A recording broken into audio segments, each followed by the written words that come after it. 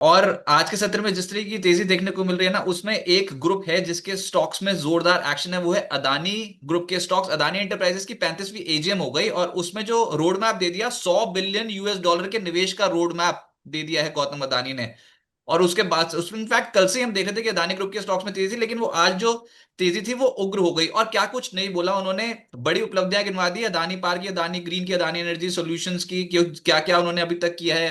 उन्होंने cement sector में कितनी बड़ी उपलब्धि की, जितना लक्ष्य वो सीमेंट का सोच के चल रहे थे उसका 72% तो उन्होंने हासिल कर लिया है। Adani airports, Adani defence, data centres, सबके ऊपर उन्होंने बोला है इस बार। तो ये क्लियर समझ में आता है कि ग्रुप का फोकस ग्रोथ पे है अब।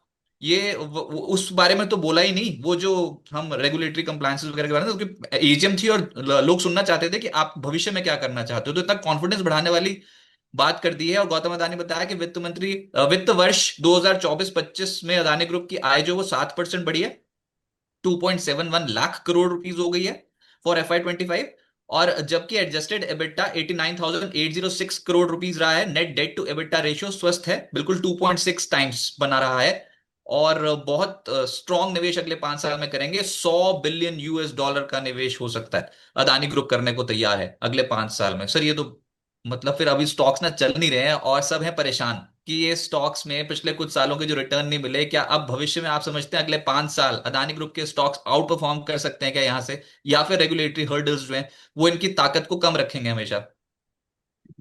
रजत, अगर थोड़ा लंबा नजरिया लेके चलें तो पिछले कुछ और हम लोग इतिहास में जाएं तो ऐसा नहीं है कि अडानी ग्रुप के स्टॉक्स चले नहीं है। पिछले 1-2 साल का जरूर फैक्टर हो सकता है कि अडानी स्टॉक्स में जो है हमने थोड़ी बहुत गिरावट देखी है या फ्लैट मूवमेंट देखा है। तो उसके पीछे भी बहुत सारे इंटरनेशनल रीजंस रहे हैं।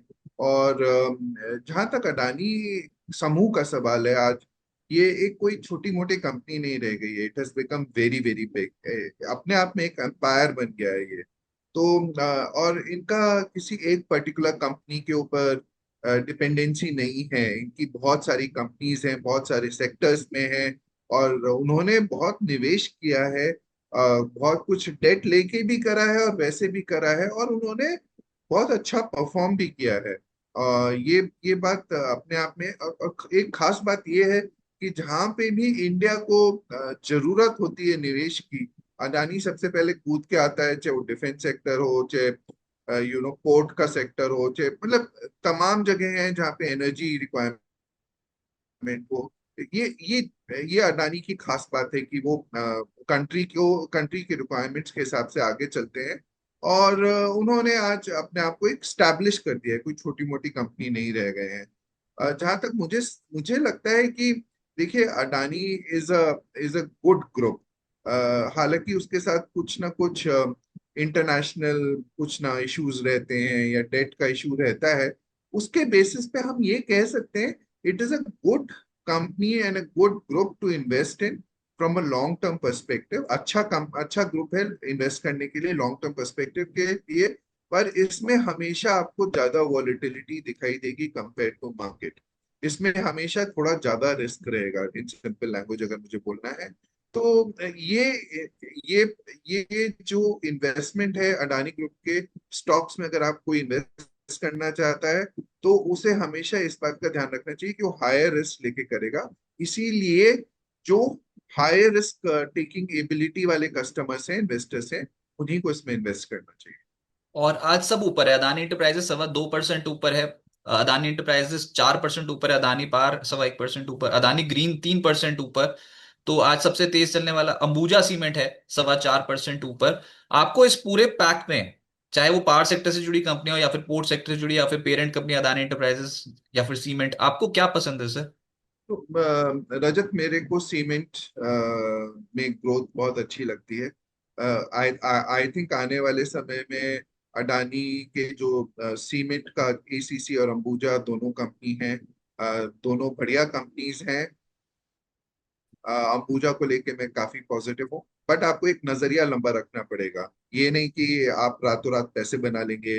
आज उन्होंने अपनी एजीएम करी है, उन्होंने पॉजिटिव कुछ बातें बोली हैं, और कल आप देखेंगे कि 20% बढ़ गया। इस तरह का सोच ना ही रख के अगर आप लंबे समय के लिए रखेंगे तो पैसे बनने की काफी संभावनाएं हैं।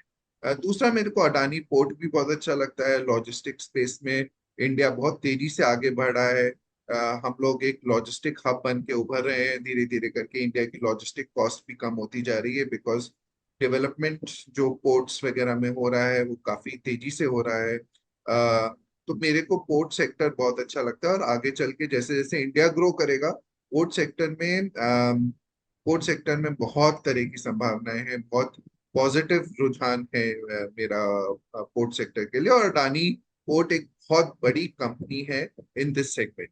सो मेरे को बहुत पसंद है। इसी तरह से एनर्जी सेक्टर में जो अडानी काम कर रहा है, अगेन एनर्जी सेक्टर मेरे को बहुत अच्छा लगता है। India is a energy deficient country, और आने वाले समय में जैसे हम लोग ग्रो करेंगे एनर्जी की रिक्वायरमेंट्स उतनी ही ज्यादा होती जाएंगी।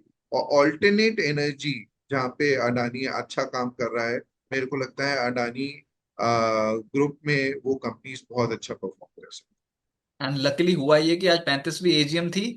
ईरान और इसराइल का युद्ध विराम की खबर आ गई, अदानी पोर्ट्स ऊपर चला गया। पिछले कुछ दिनों से परेशानी यही थी कि स्ट्रेट ऑफ हॉर्मुज को जो बंद करने की खबरें निकल के आ रही थी उससे परेशान बहुत था अदानी पोर्ट्स का स्टॉक। और आज अदानी पोर्ट्स का स्टॉक आप देखिए एजीएम वाले दिन 0.4% ऊपर है।